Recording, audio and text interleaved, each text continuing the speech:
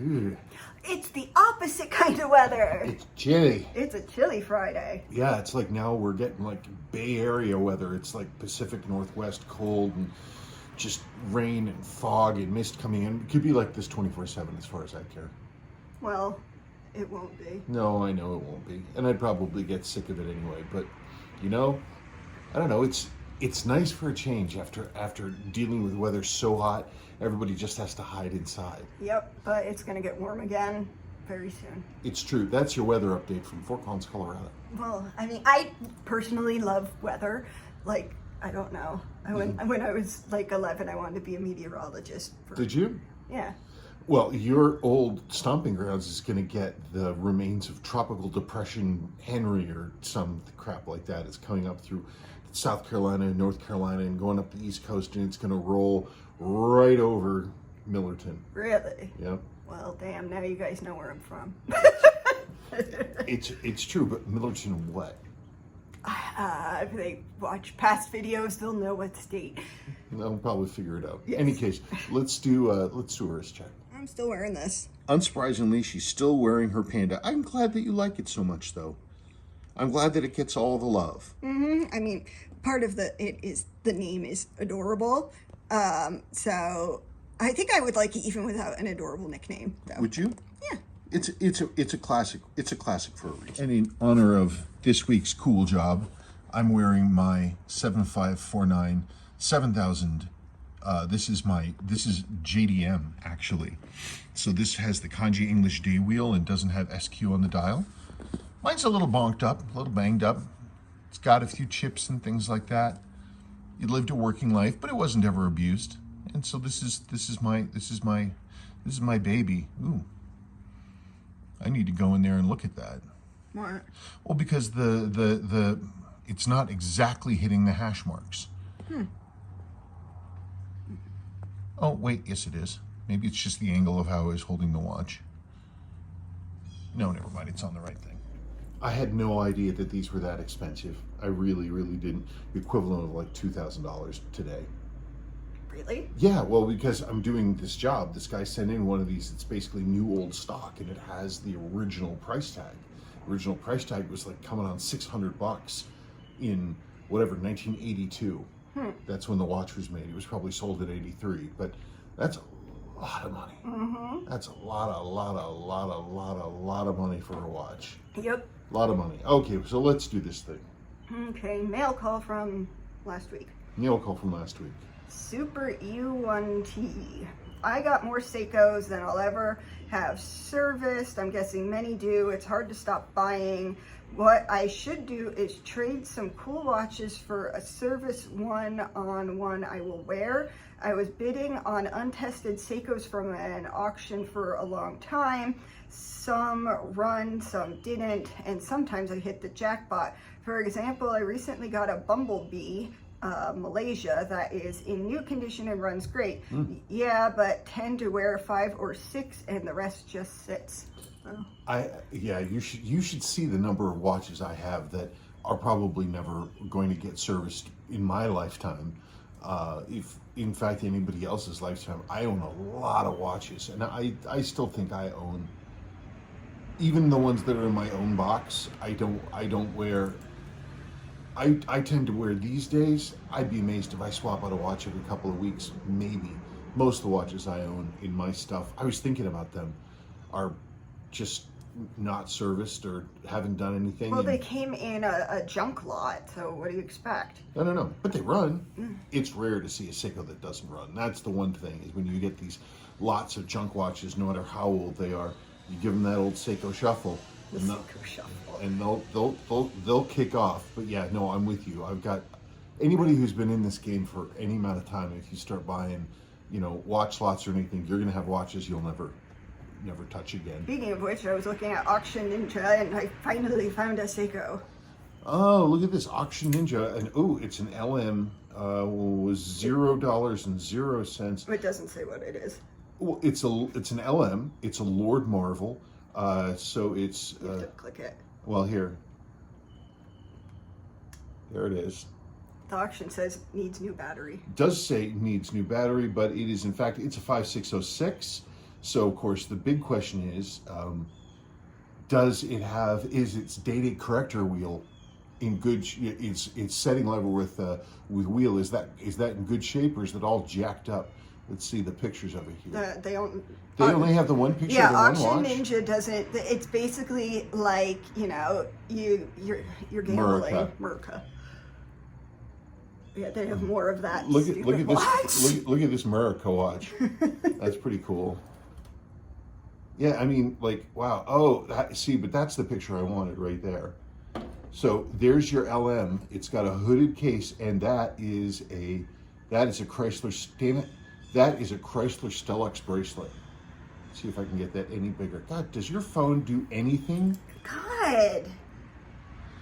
She keeps trying. Leave me alone. I don't know. Well, here, give me that. Just give me that. Oh wait, there's the zoom.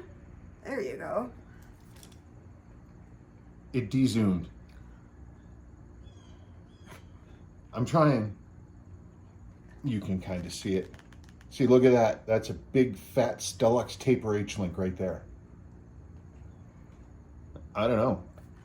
I'd pick that up. Okay, I will keep an eye on it. Okay, you do that. Yeah, sure, absolutely. Nothing wrong with that. You see those Stellux, the links, they're thicker, they're fatter, and the curve of each of the H-links is bigger. Jonathan Koch, blessed memory, forever ago, he was the one who first recreated the Stellux H-link. Though nobody knew it was the Stellux H-link at the time. He had just done an H-link recreation. It wasn't until I was really looking at him that I realized that is what he had in fact duplicated, because his solid stainless steel is the same exact profile as the Stellux. Wish he was around. I'd ask him about that. Well, what are you gonna do? Really? Oh, ese picos? I'm assuming that was supposed to be Spanish. Hi S&S. Speaking of Daini Suwa, I have a 7019-6081, which is missing the Daini logo on the dial and on the case back. Any ideas why the logo is missing? It has to be the first ever vintage Seiko I've seen where the Daini Suwa logo is missing. What's the case back date? So when was it made? Because those were made pretty late. Does it say Japan on the dial? Does it say Malaysia on the dial? What does it say? I'd be curious. Put it down below, because it could be that it's close enough to sort of the end of the Daini Suwa thing that they got rid of it. Like, there are no SKXs, even though they're basically a Daini product. None of them have a Daini lightning bolt on them. So, and they sort of overlapped a little bit with the old ones to the new ones. Was that one of the time periods when what came second, Suwa? Right?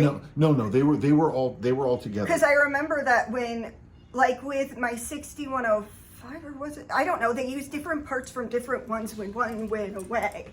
Oh, well, the two factories would help each other. There were certain parts and things that, like, Daini made. Like, Daini made a lot of the dials. Daini made a lot of this is my theory. I don't have this in writing. I believe Daini made a lot of the inserts. They would help out with parts. They made casebacks. Like, you can tell a Daini caseback because they're machined. They're not so much stamped like the Suwa ones are stamped. The Daini ones are like a 6130, a 6105. No, I'm sorry. They're like a 62 MAS caseback. They're fully machined, and that's a Daini thing as well. Mm-hmm. So they were, as far as I know, they existed simultaneously through the whole way, and they helped. At least Daini helped Suwa at the very least. I don't know, if it went the other way. But you've never seen that. Has anybody ever seen it? Please let us know. Yeah, I can't remember ever seeing anything that was clearly, obviously a Suwa production that ended up with Daini. I wonder why. Mm-hmm. If anybody's a clue about that, let me know. Monad Mercedes 8246.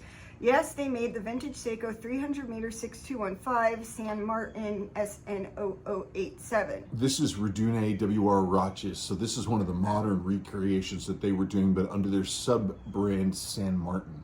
My bad, I didn't mention the reference. Nearly same spec with 19mm lug, monoblock, etc. Price $170 to $210 USD.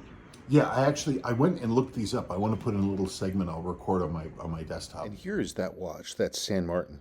See, actually, I don't mind this logo at all. In fact, it being hexagonal like that, it's kind of like a beehive thing because it's with all the gold. It's got... It's nice because it's a lower profile case. Interesting because the original doesn't have a high crystal like that. I really am interested in seeing one of these in person. I think that that would be something that would be worth it. Because this, it has a feeling of the original to me. I really like the sweep seconds hand having this big boss in the middle. That's pretty cool. And the hands look great.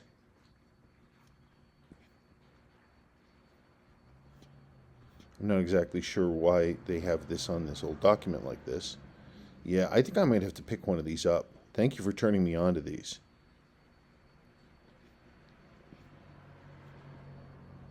That's pretty cool. Okay.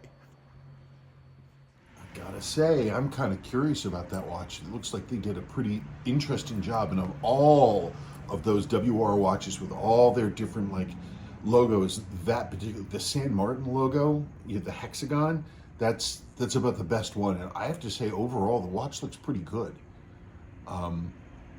It's more expensive. It's $200 something odd for one, but I don't know. I'm considering maybe I can you know, wangle a little dangle and get them to pony one up.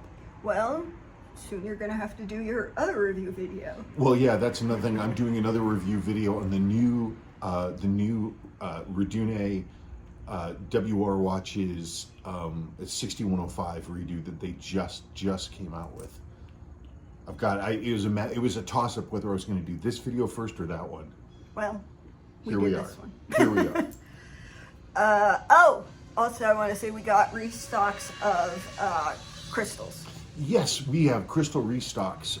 So basically, there's nothing that we're currently out of that I'm aware of. We've got it all. Did we relist them? I definitely relisted the 14s. Okay, cool. The 621. I'm sorry, the 6159 crystals. Yeah, if there isn't any crystals listed on something, it's entirely possible I forgot to put more on there, and you can just ask and say, hey, do you have those? And then I'll go, oh, thank goodness that you asked me. Sure. If you're out and about too, online, in the internet, and you see people talking about crystals, do us a solid, and plug our crystals for us if you feel you have the factual knowledge underpinning to be able to do that. Every bit of help we get is helpful to us, and you know, we really appreciate it, and we certainly need it. Joseph Stewart 4440. Hey Spencer and Sabrina, firstly, you are both looking very sharp, loving the new hairstyles. Thank you. Thank you. Well, my hairstyle is what happens when it's humid. When it's humid, yeah. Quick bezel insert question. I have a 7002 that is in all original condition except the bezel insert. Do these have the same sloped inserts as the 6309 7548 or the 7548? Yes, but also no. They're the exact same size.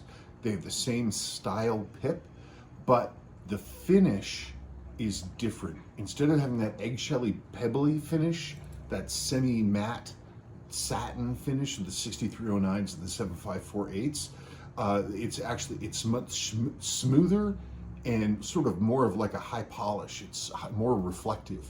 And the pip, well, it's done the exact same way. The lume is green. So yes, but also no. So a good 7002 rotating ring with a good insert is significantly rarer than either a 7548 or a 6309. Gripping, isn't it, honey? I'm just tired. Yeah. Gray days make me tired. I've gotten used to the sun. Bob Box Shakiba 1802. Hi, Spencer and Sabrina. I recently bought my first timegrapher, and I'm trying to regulate some of the watches in my collection that have already been serviced but not regulated. Don't ask why. I was going to, but now I'm not. These watches have very healthy amplitudes, plus 250 degrees, but regulating some of them is proving to be a challenge. A Citizen 8060A, for example, a movement commonly used for Seiko skeleton watches of the 70s, is making my blood boil. I can't fix the beat error. The best I can do is 1.0 ms because there's no more room to move the lever. Do you happen to know why that could be? Well, okay, so what happens with that adjustment, the reason you have that adjusting arm is so that you don't have to fool around with the collet. The collet is a C-shaped collar, and it goes on the pivot for the balance. And that C-shaped collar is what holds the hairspring in place. It's pinned in place with the collet right there. So in the old days, if you wanted to get rid of beat error, you had to literally go and you changed the position of the collet on the pivot. How old days?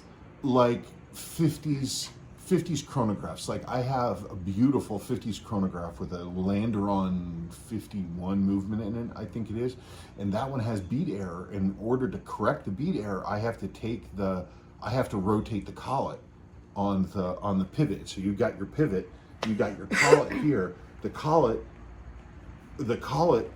position relates to the stud position on the end of the hairspring, and you need to have there be enough range that you can center it perfectly on the middle. From what he's talking about, there isn't quite enough room to do that. The only way to deal with that is to pull the balance completely and rotate the collet on that thing, and that can be a little twisty. So I do know, once I had a long conversation with there's a guy, I talked to him, he's a Rolex tech, but once we were talking about this very thing, and he said, well, sometimes in that state, and it's, he says, I would prefer that it were under like 0.8 ms. He says 1.0 isn't really going to hit it that hard. I mean, that could be copium. Maybe he's just telling himself that to make himself feel better, or maybe he's entirely true. But that's how you'd have to deal with that. Those adjuster arms they don't have enough in them to take that where that needs to go. Who was the first company that made that, whatever the frig we're talking about? You said that there wasn't any in the 50s and 60s, and then they were there to make things easier. Right. Sorry, I work here, but I don't actually know things. I don't know the question for that. Originally, they were free sprung, which means you didn't adjust them for accuracy or beat error for anything. It was all done through weights on the balances to adjust for the loss or the gain, and then for moving collet to deal with beat error. And that was, then they started putting in the adjusters for fast slow, and then they started putting the adjusters for beat error, and kind of never looked back. I don't know when it was done. If I had to guess,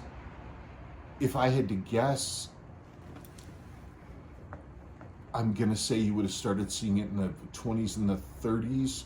I mean, you had swan neck adjusters in the 1800s, so it's not like they couldn't come up with a way to adjust. They just hadn't done it. Then why didn't they have it in the 50s and 60s? Well, I don't think some higher end brands didn't, like Rolex. In some cases, they still don't do that. They still adjust with the weights. That's called a thing called microstella, where they have, and it makes for very, very, very stable accuracy as long as the movement's in good condition. So the only problem he's having is beat error, not accuracy.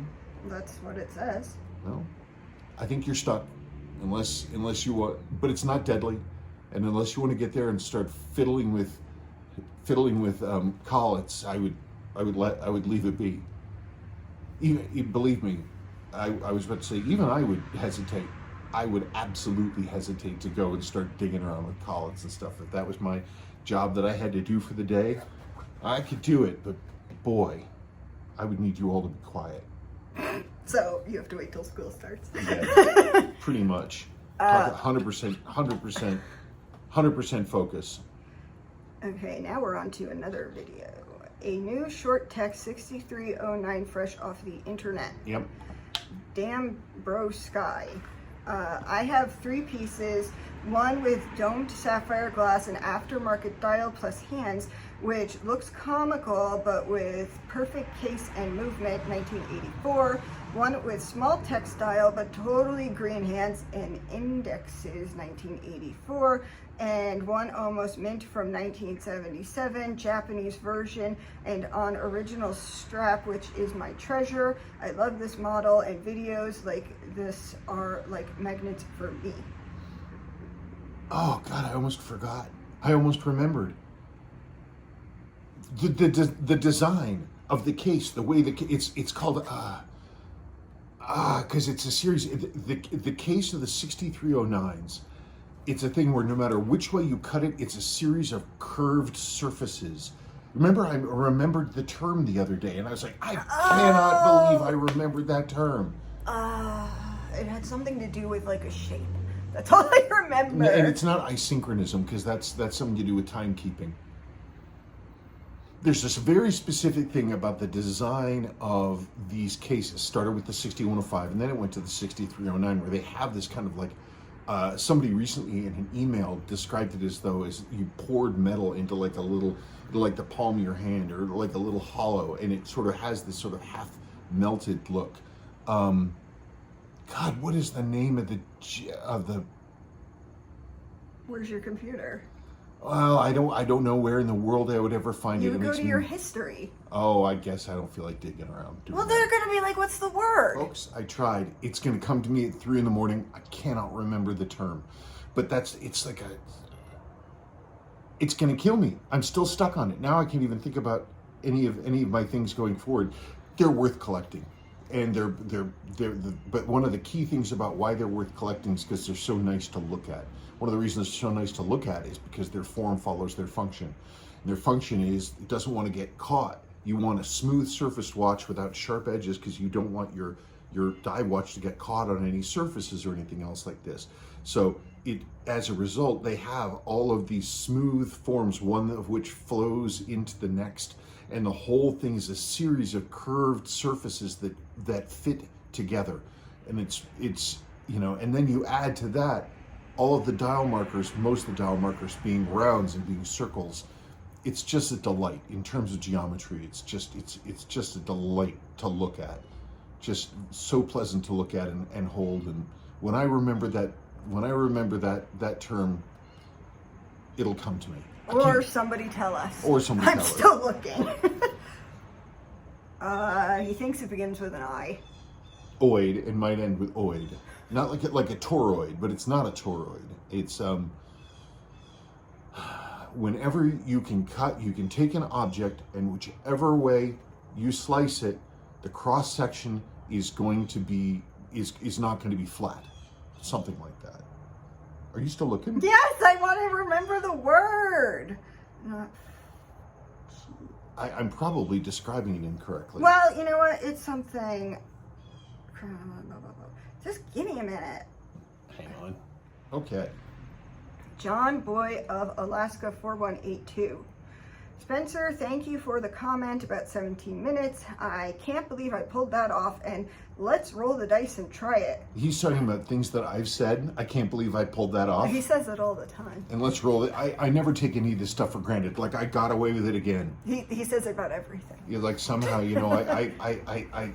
I fooled him again. That's what his dad would say. Is that what Dad said? Something like along those lines. Well, yeah. I mean, I can see it. I can hear Dad saying something like that. You're not alone, Mr. Boyarski. That is a relief to hear from someone with a lot more experience and confidence in his work, a lot more than I have. Some days it seems like every other watch I have to try something I haven't done before, then it works. You saying it helps, thanks, and I got a good laugh from it. Keep up the great work. One of the things that I keep forgetting to do that I need to do is to take the time to review the manuals before I go in, because a lot of times I only rely on my memory, which means that when I'm busy remembering something, it's been probably the first time I've remembered it in a while, so it's kind of like, oh, right, that's how this is done, and it makes me sort of question my not question my skill set, but question my commitment to preparing for this or that or any other given job. That's just how you work. I guess so. I just don't take any of it for granted. So, believe me, whenever I get done with the job, I'm always like, whew. Well, nobody should be cocky. Yeah, I guess not. 4 p.m. Seiko 7549 7009 NOS evaluation. Jabez Hain. Love the watch, but hate the gold on it. For real? Yeah, well, I mean, it's I a just thing. don't like gold on my watches. I will, however, get a big tuna in my collection one day.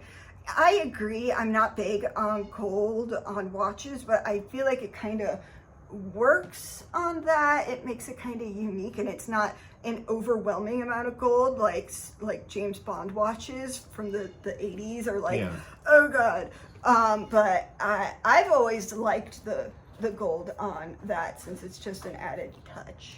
I like it because the plating isn't the reason. I don't like plated gold watches myself. I want things to be what they are, whatever the metal, whatever the material is that they're made of. I want them to be like that. Like there's Seiko does a thing called gold cap, which isn't plated. It's a stainless steel case, and then the upper surfaces are literally sheet gold, and that's a totally different piece of business. You don't have to worry about that. You're looking at the pure thing of what it is, the material. Plated, I don't know. It doesn't wear very well, and I think it just I don't know. I can tell that it's plated, and I just don't dig it. Now this, of course, is plated, but there's a reason for it. Titanium nitride. It's a surface hardener. It's an anti-wear. It's an anti-scratch thing. It makes the watch stronger and better. There's a reason why they did it. So, and it wasn't just aesthetic. So for this one, actually, I really like it because it's functional.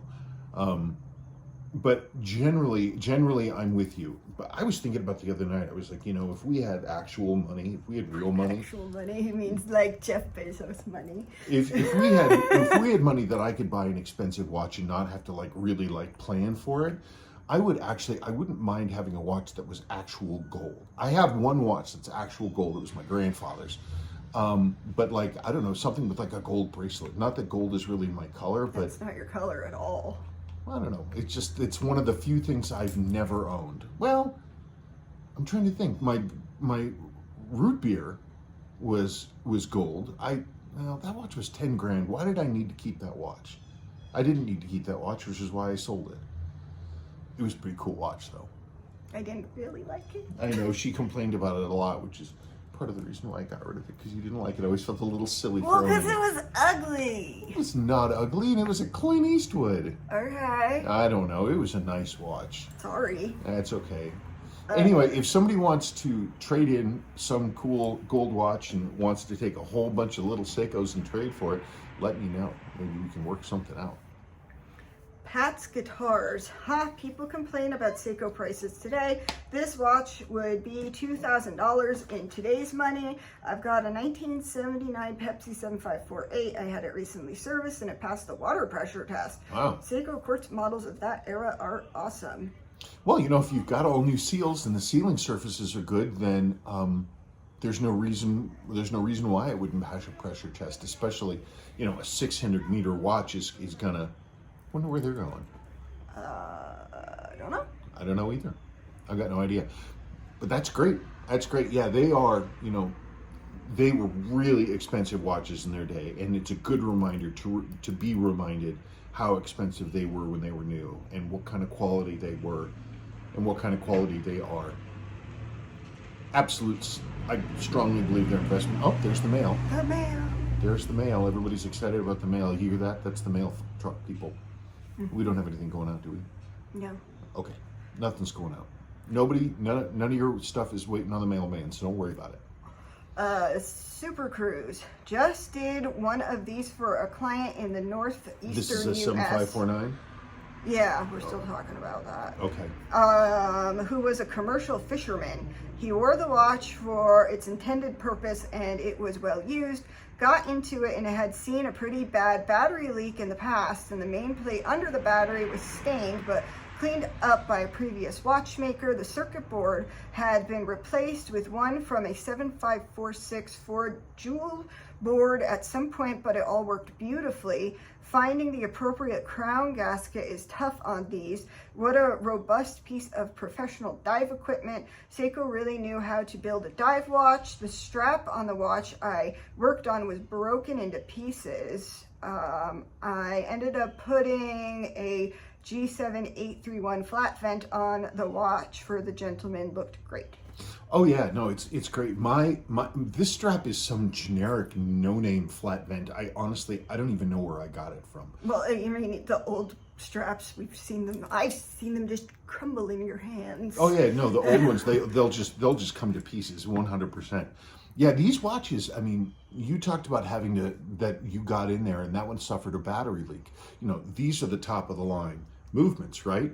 But all of the movement parts swap all the way down. So that's great. I mean, having a 7546 circuit doesn't mean anything. A 7546 circuit is exactly the same as a 7549 circuit, except for the little teeny tiny nameplate on there that says 7549 or whatever the heck it is with the jewel count. They're exactly the same. The movement itself, it only has one jewel different. The biggest differences come on the calendar side, where you have different hour wheel, minute wheel, cannon pinion are the main things I can think of, and that's to deal with the torque of the much bigger handset. Other than that, you can swap the main plates out all day long, and most of the parts themselves. I've seen it too, where, you know, if people don't have the right size hands, they just swap into 7548 into it, and you can do that. It looks funky, but it'll work. But it's one of the greatest examples that Seiko put out of a watch where they had so much faith in the movement, and they were so down for it that they ran it for the entire length, from the height down to the entry level of their offerings for everything with that movement. I still think it's pretty amazing that you can get a 7546 for almost no money, and it is, technologically speaking, it's right up here with a watch that was $2,000 when it was brand new. Saved from the garbage 7548. Tony Monero 88. Don't know if it's a reference to Saturday Night Fever or if that's your name, but Sadie and I just watched Saturday Night Fever. One of the questions, the guy's thumbnail was John Travolta's character from Saturday Night Fever. I've seen it before, Sadie hasn't, and I just watched it yesterday, and because we watched the PBS American Experience on Disco, and so she was like, hey, I want to see that movie, and I was like, okay, it's actually a pretty good movie. And it was a very interesting historical piece from a very specific time period in a very specific place, and if you're like a history type nerd of like 20th century stuff, I actually do recommend it.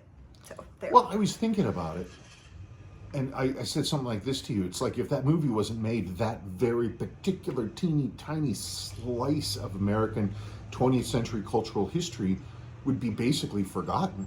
Mm-hmm. No one thinks, because everybody hated that whole like disco era for good reason for so long. And it's interesting. They actually made us watch it in high school film class, and I just wanted to throw up. But even then, I remember thinking, you know, hey, this is a pretty decent movie, and being caught up in, you know, the story and how the story went. Mm-hmm. Anyway. Did his brother end up becoming a priest, or did he say screw it and he didn't do it? No, he was a priest, and then he stopped being a priest, and then the parents were distraught because they thought their ticket into heaven was destroyed. Well, let's go back to Tony Monero's question. There is something I enjoy about watching you service a 7548. These models demonstrate that quartz movements are to be respected and are indeed reliable. I've been wanting to add one to my collection for a while. I would think it would depend on the quality of the brand. It depends on the quality of the brand and the quality of the movement. I mean, Seiko makes plastic throwaway quartz movements. They simply do.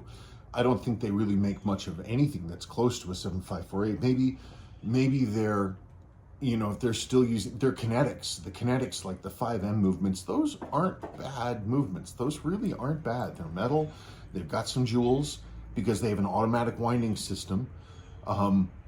but I mean, the 7548s, it's the usual thing. Like, okay, if you're a watch person, there are watch people that know, and then there are watch people that don't know. And if you know, you know. And it's just the way that it is. And if you know your 7548s, it doesn't matter what anybody else has to say about anything. And you know what you've got on your wrist, and you know its design heritage and what it's capable of. You know, extremely high quality stuff. If you know, you know. Okay, one green bean. One little green bean question. Roscoe Zippo 1974. Congratulations, Spencer, on getting the old green bean through her test. Such a beautiful car, which I'm sure you and your whole family can enjoy making memories with for years to come. I hope. All the best from across the pond. Oh, that's so nice of you to say. I appreciate that. I don't know if the whole family, because the whole family can't fit in the damn thing, but I need to learn how to drive it. yeah, she wants to learn how to drive a stick. And so first thing, of course, is I still am working on the mixture, on the idle, but I mean, there's nothing to say I couldn't, you know, teach you. I just need a big enough place where you don't have to worry about running into things. The kids came over looking for Sebastian, and the one girl, she's like 6, and she looked at the car, she's like, what happened to the roof? She'd never seen a convertible before. Never seen a convertible before. Where are all the seats? Why are there no back seats? You know, it's cool. I hope she remembers it. I'm sure she will. Why don't you drive it? And I'm like, because Sebastian's dad just got it that it could drive. Really? She demanded an answer about why you don't drive it? She's very demanding. Really? Yes. Well, you know, I'll do my best to get on it, to get more driving done so she can see the thing, and I think that'd be cool. Mm-hmm. All right, folks.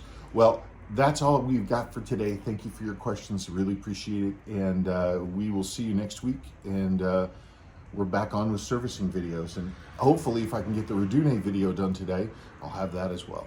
Okay. Thank you very much. Bye. Bye-bye.